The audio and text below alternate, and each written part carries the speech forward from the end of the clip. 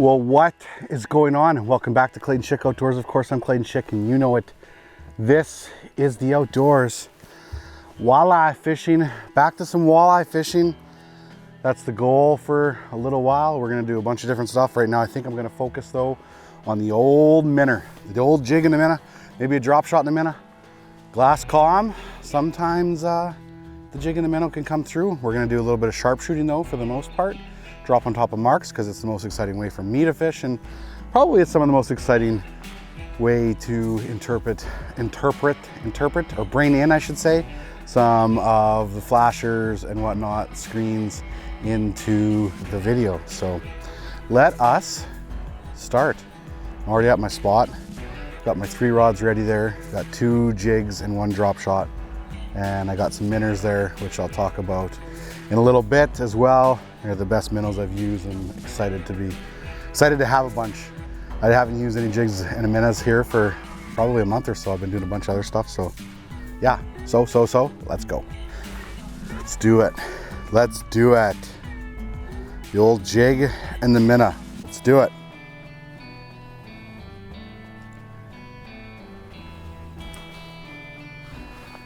Oh, right there already, like instant. Jeez, are you kidding me? Just dropped down. Just dropped down. Unbelievable. That did not take long at all. Feels like maybe a nice eater. I'm gonna keep some fish tonight, so we'll see. This one might be one to keep right here. I only have a couple hours. The sun is starting to set, but I have a feeling I'm gonna get into them pretty good. They're starting to put the feed bag on. He was a little bit too small to keep. As fall is quickly approaching, it's not here completely, but it's getting close. Water temps are still 66, so they're still a little bit on the high side in terms of a strong fall bite. But right now, if you find them, you can get into them for sure, but they tend to be a little bit scattered. Sometimes setting up on travel routes can be really good. High percentage areas, somewhere where you think they're going to be traveling through much, and especially as that sun starts to dip, look out, because it can be lights out. So I'm hoping I'm going to be in for a good evening. I've got the old minnows, like I said in the introduction. That's the plan for the video. Jigs and drop shot with some bigger minnows, and then jigs with some medium-sized minnows, and go hard.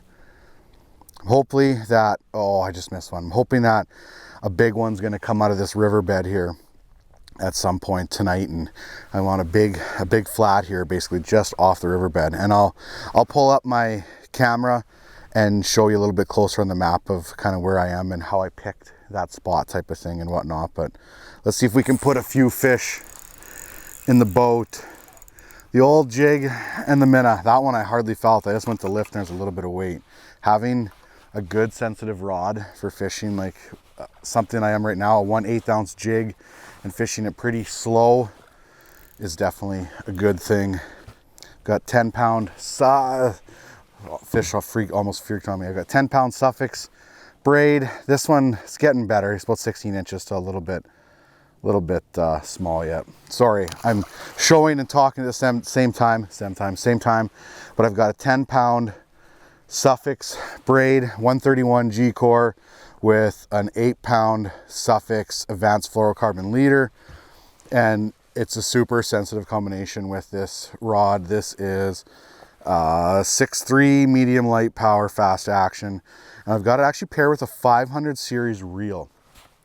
Something I thought I'd play around with here for a little bit is even a lighter reel on these rods, and so far I'm really happy with them.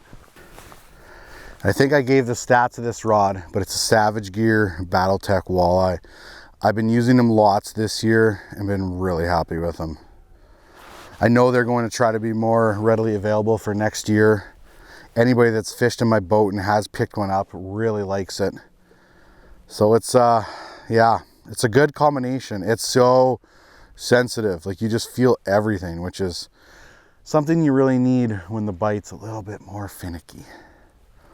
More fish down there already. Love it. Love it. I've got probably about 2 hours here to hopefully clobber some nice ones, but we'll see what's gonna come to me. Sometimes Sometimes you go to the fish, sometimes you let them come to you. Right now I'm kind of letting the fish come to me. Unbelievable. Like, don't even feel them, they just suck it right up off the bottom. Insane. Insane in the membrane. Had a pretty big minnow on that time too.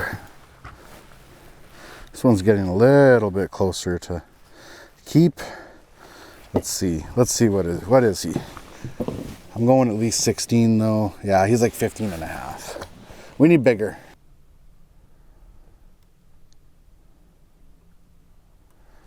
Unbelievable how soft that bite is. Feels a little bit better. Little bit. This fish must have followed a bunch of that bait in there. There's some other fish down there too. Still not what we're after. We're obviously after, it's close. Actually, this might be an eater.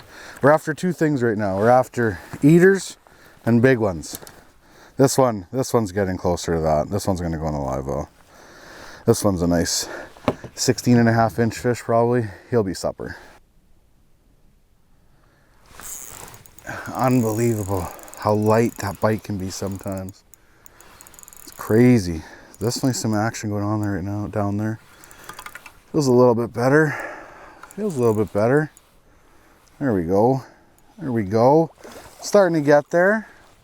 Starting to get bigger. Should be netting you, I'm sure. But I'm going to just grab you. I should be netting you for sure. Okay, starting to get a little bit bigger. I can't really make him too giant. It's only about a 19, 20 incher. But it's something for sure. See ya. The old Jig N Minna. The old Jig N Minna. We've got t-shirts, hoodies, decals, Jig N Minna. Oh, unbelievable. Love how soft they can be sometimes. Like, I love how aggressive they can be. I love how soft they can bite. Like, that's a fish that to me, it's just, oh, love how they always change it up. It's like how I always like to do different things when I fish too. I love to use hyper rattles. I love to troll. I love to do everything. I can't even think of what I love to do, but I love to do everything just how these guys love to do everything too. Be aggressive, eat things soft. A walleye, you would say, is very versatile when it comes to attacking its prey. I'm such a nerd. I'm such a donkey. I'm such a donkey. It's not very often you see me sit in one spot, and that's what I'm gonna do.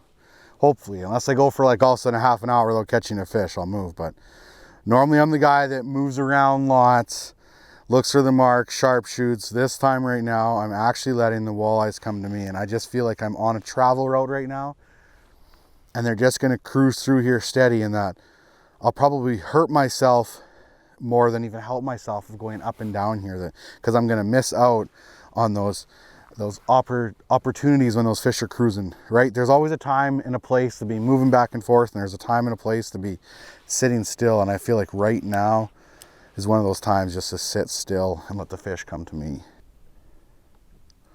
Ooh, come on. Come on. The mark went down to me. I'm sure it's floating around my jig right now. Oh, yeah, I knew it was gonna be floating around my jig. That mark went right down to it. There's a couple more marks down there too right now. Doesn't feel like a bad fish. Maybe an eater? Maybe an eater? Oh, I think you're an eater, my friend. You look like you're going to be supper. Ha-ha, supper. Yeah. He's gonna go in the live well and he's gonna be fish tacos. Jeez, I went to go lift and there was weight and I like hesitated. I got lucky that I even kept that fish on. I'm lucky he didn't just open his mouth and spit it out. Crazy how light that bite can be sometimes. Okay, let's put the rod in the rod holder here real quick. I'll show you some of the jigs that I like to use. This isn't the first time I've done a video on these jigs, but I've got a lot of questions about what tackle box is this. This is a Groove tackle box. It's been pretty good. This was given me by a friend here, and the jigs stay in there really, really nice. I got that thing there on the side of the boat, or the side, whatever the console, for holding jigs or cranks or whatever too. That's pretty handy. But anyways, so I've been using these jigs now for probably 2 or 3 years. And how should I say this? I like them because you can be subtle with them, and you can also be aggressive with them because of the rattle that's in them. Here, I'll take up a rattle and probably hear that right there. So this is right here, this size is a 3/8. No, sorry, that's a 1/4 ounce. And this is a 3/8. And then today I'm using actually the 1/8 ounce size, which is right here. So I say you can be subtle with them or aggressive in terms of, if you want to be subtle, you can hardly move them and it won't rattle, right? Up and down, slow, it won't rattle. But if you pop it, it'll rattle. So it's really nice to be able to kind of use 2 different cadences with the jigs. Now there's obviously a bunch of different jigs in the market, and a lot of different jigs will work. But this is what I've been using now for the last, like I said, 2 or 3 years. They have a really, really good shank, and I do like having the rattle. When you fish amongst the rock slots, it is common to break these glass eyes once in a while. But it's just like anything else, right? Like if you fish amongst the rock slots, you're going to get your shank snagged and bent a lot too, right? So Kalen's Google Eye jigs, they've been really good. This is the short shank one that I use for leeches and then live minnows. And then I use the long shank ones like I'm using right now for dead minnows and night crawlers. Yeah, good jigs.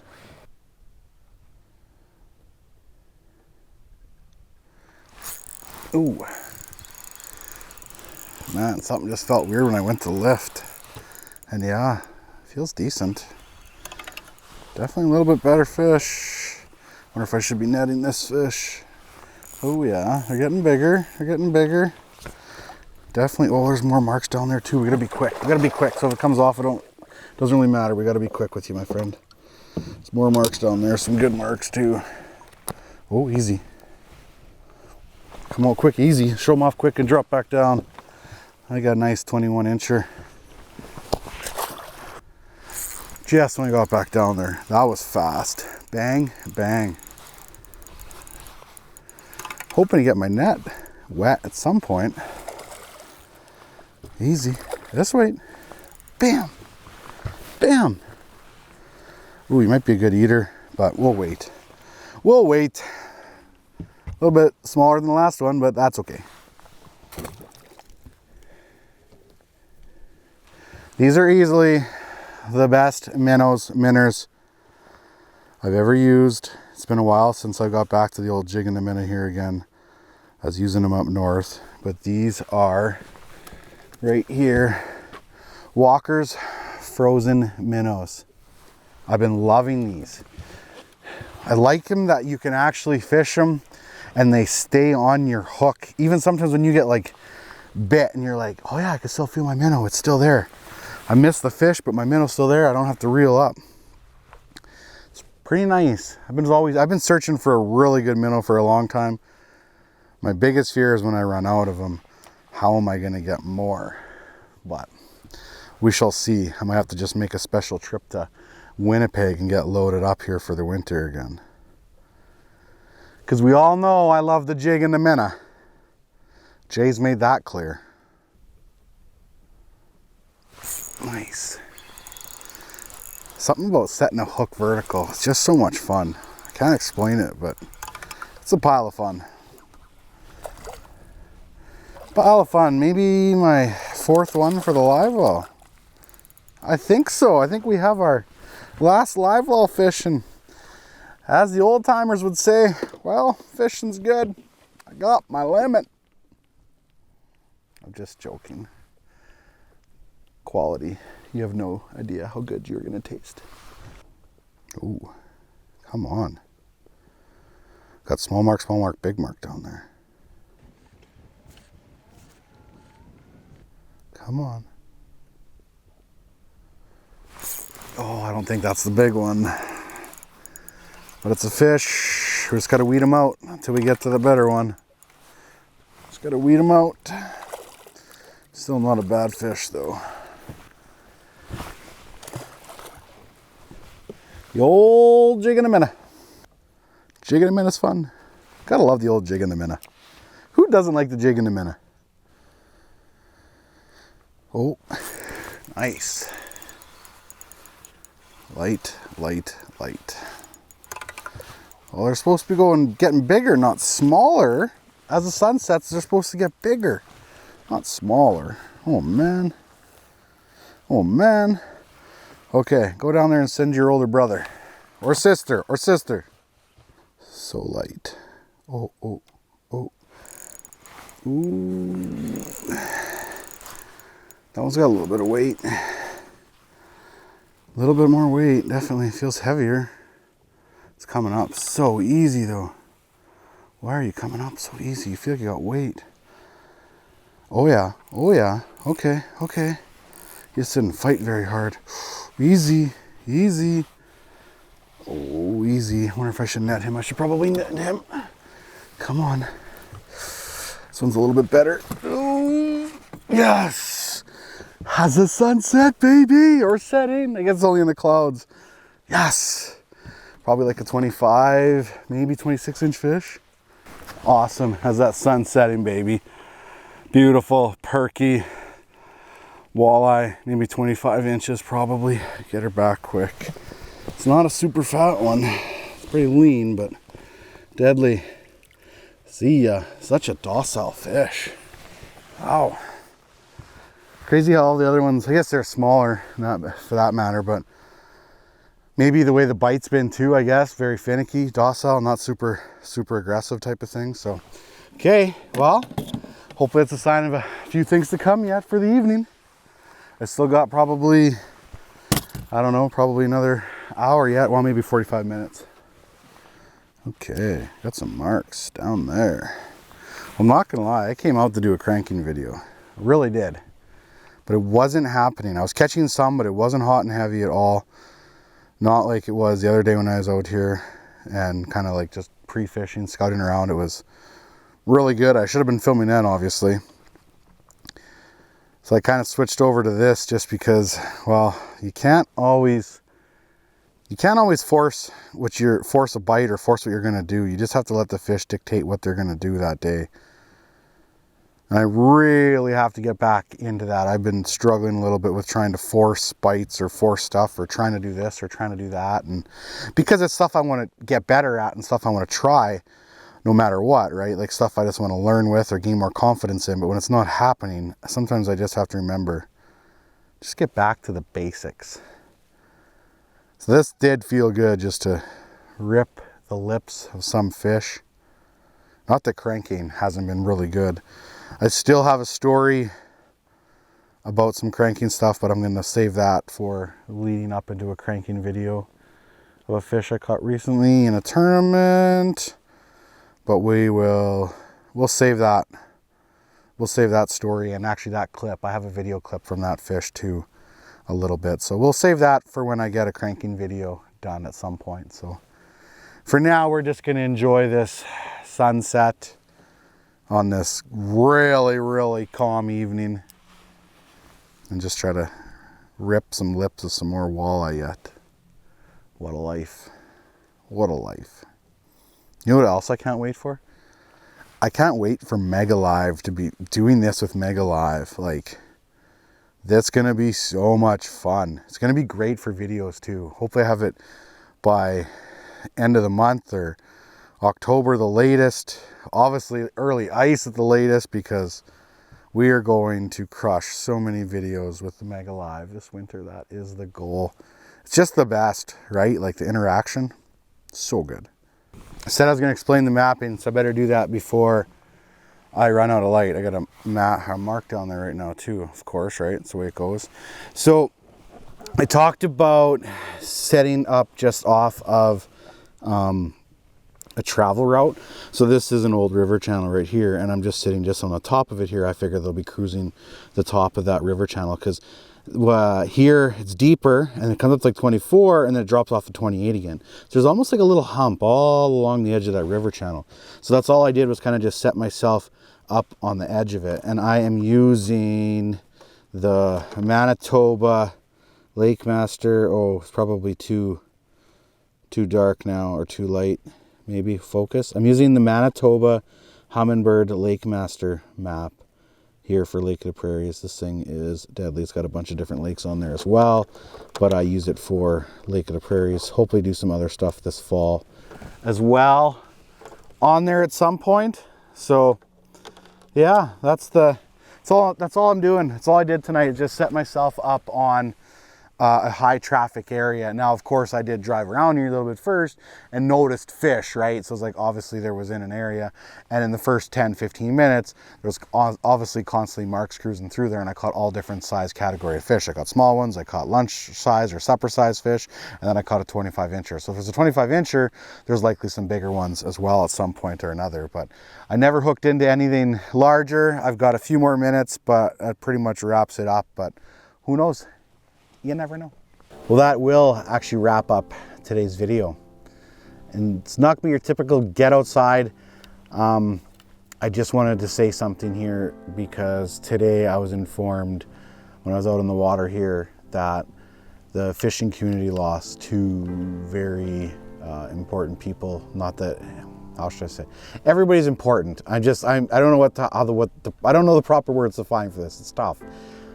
I just want to say, if any of Steve or Cody's family, close friends watch this, my deepest sympathies, condolences are with you. I didn't know Steve and Cody really well. I knew them both. I've met and chatted with them both. I've talked with Cody lots about lake trout, and then I've met Steve at some of the walleye tournaments in the past. So it sucks. It really, really does. Be safe. Just be safe.